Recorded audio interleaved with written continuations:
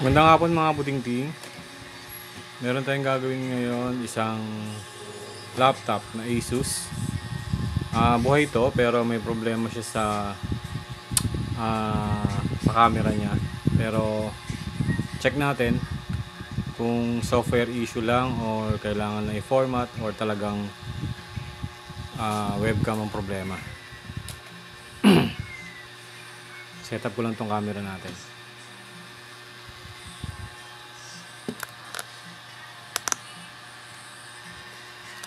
By the way, galing to sa dito lang din, malapit lang sa Nabotas. Pinikat ko lang sa bahay niya. Yan. Sa natin, meron siyang pinadala rin na external drive. So unbox natin, request niya yan. Kasi yung laptop niya nandito. Yan. Ito. Yan. So unbox muna natin tong external drive niya para malaman natin kung legit ba to. So ito, request niya to, i-unbox ko raw. Hindi pa to nabubuksan. So yan, sealed pa. So buksan natin. Request ng ating customer.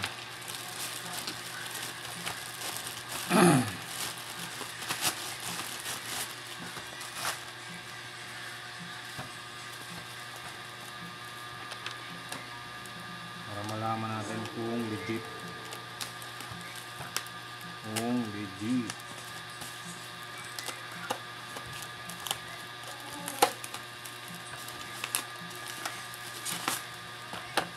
Yan. Seagate.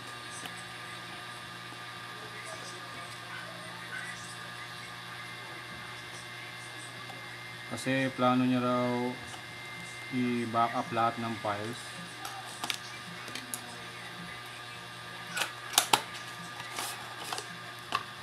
Ayan. Ito ba naman ito sa loob? Wala na. So, mukhang legit naman.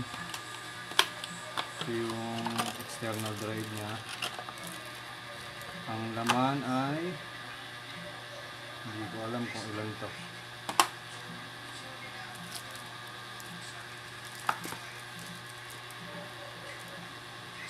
Four terabyte. So 4 TB.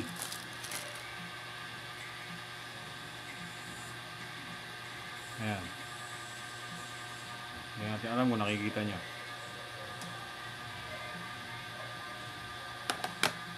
Lapit na lang natin. Request kasi ni customer natin yan para yan 4 TB, 4 terabytes. So mukhang legit naman. Hindi ko lang alam kung goods yan. Basta in-unbox ko lang. Mamaya i-save natin dito lahat ng mga files niya. Ayan, kasama yung USB cable. So mamaya try natin yan. 4 terabytes. So itong laptop niya, buksan natin.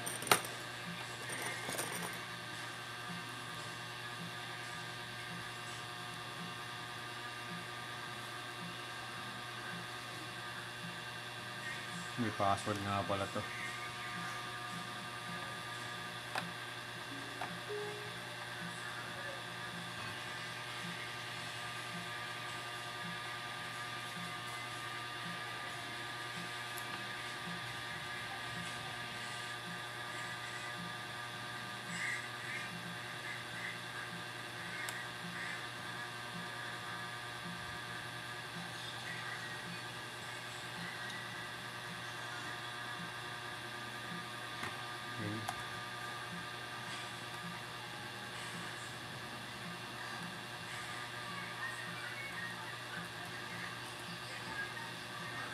Ayun.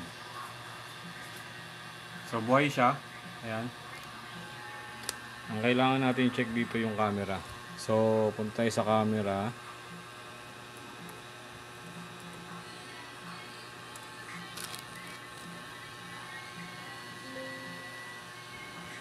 may ilaw yung ano niya, camera, pero walang display.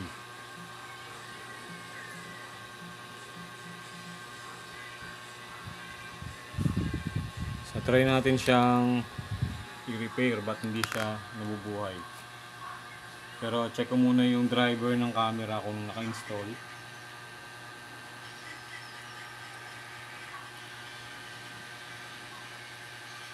So naka-install naman yung driver ng camera niya.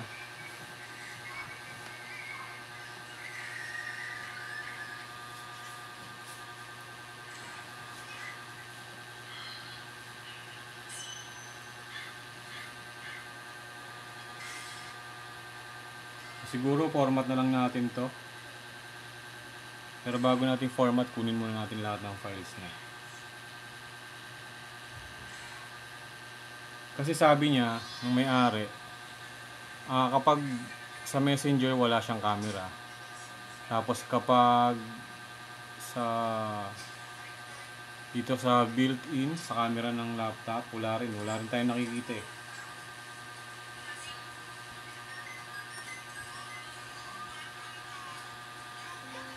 Wala din.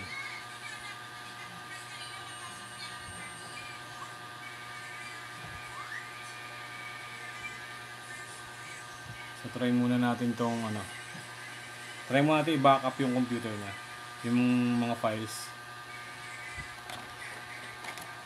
Ngayon magagamit na natin tong drive niya, external drive. So yan, shout out kay Ma'am Cheryl. Ma'am Cheryl, ito na yung external drive mo. Try natin i-backup. Backup muna natin lahat ng files bago natin i-program.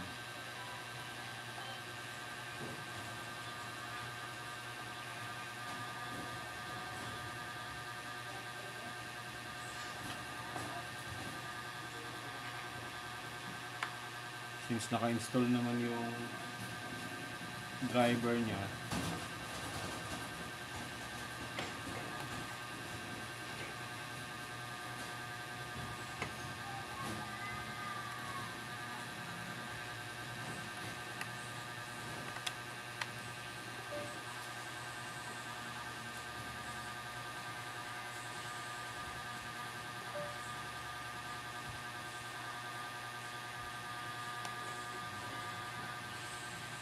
so ayan, meron tayong dalawang drive. So yung 4 terabytes talagang hindi yan eksaktong 4 terabytes. Kung makikita niya 3.8. Normal yan. Yan, 3.81. Okay lang yan. So gawin natin, backup muna natin yung mga files niya bago natin i-format. Pero format natin tong drive niya.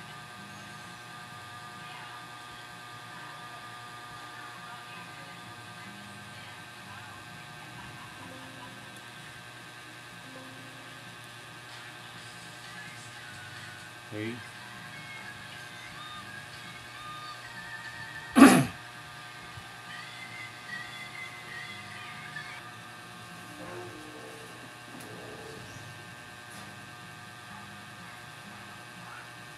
Yan, copy natin lahat ng mga files ni Ma'am.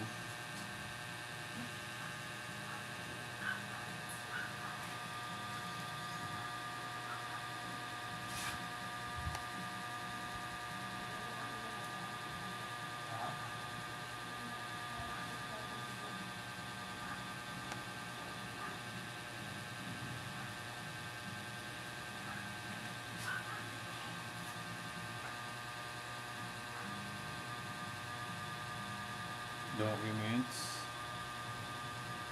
So, kunin natin yung documents.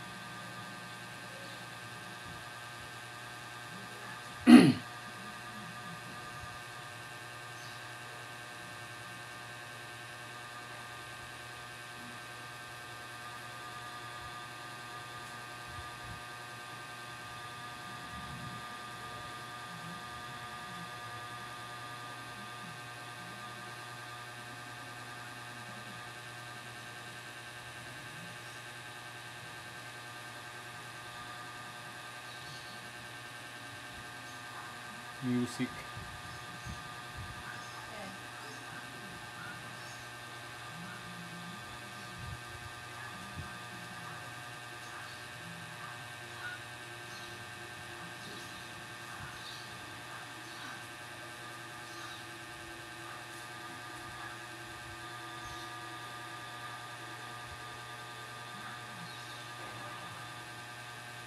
Pictures. So, kunin natin lahat ng pictures.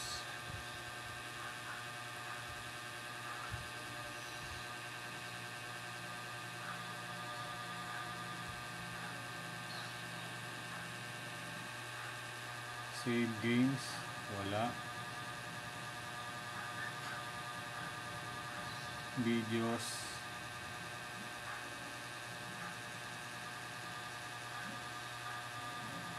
Tingnan natin yung video.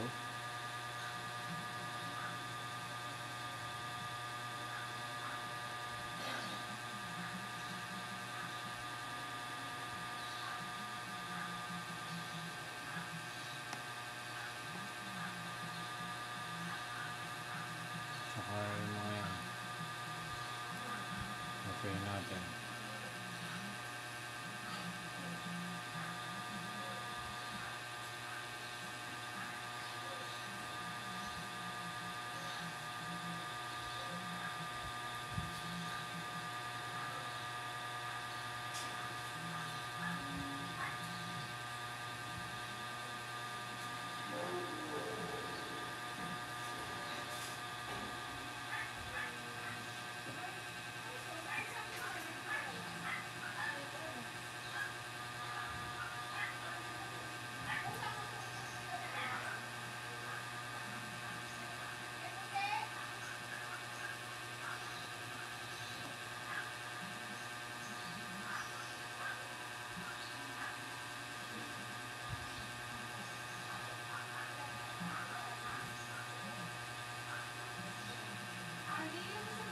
So, pause na lang muna natin. Mamaya papakita ko nila sa inyo yung test kung nagawa natin yung issue niya sa camera. So, yun mga kabutingting, niready ko na po itong laptop para sa testing. So, ang issue nito is yung camera lang naman, yung webcam niya. Kasi hindi siya makapagbukas ng camera kahit buksan yung apps dito ng camera niya, hindi nagbubukas. Tapos sa Messenger, hindi rin siya nakakapagbukas ng camera. Then sa tawag ito, sa Zoom. So after nang ginawa nating reprogram o reformat ng computer niya, ngayon i-test natin yung camera kung makikita natin siya. So, yan.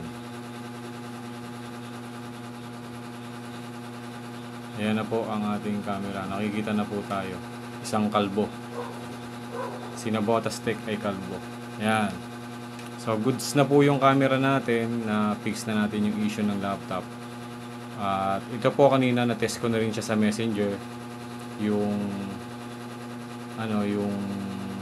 nakipag-video call na po ako sa may-ari gamit tong laptop niya. So ang main problem ng laptop niya is yung webcam. So hindi siya nagbubukas dahil sa system. May problema po ang Windows. Kumbaga may humaharang bakit hindi siya nagbubukas. Nung unang suspect ko rito is yung antivirus, yung ESETNAD32. Kasi nagpa-pop up siya, parang binablock niya. Pero right after kung tanggalin yung ESETNAD32 na yon, tinry kong buksan yung camera, ganun pa rin yung issue. So hindi pa rin nawala yung issue.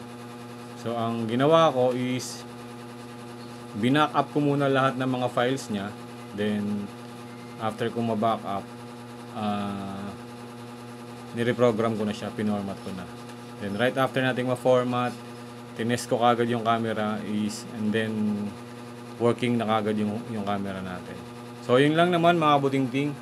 Pag may na-encounter kayong ganitong issue, make sure na check nyo muna yung antivirus. Baka mamaya binablock lang siya ng antivirus yung mga functionality ng computer mo, o pwedeng o pwedeng si webcam, o pwedeng yung other devices ng computer mo.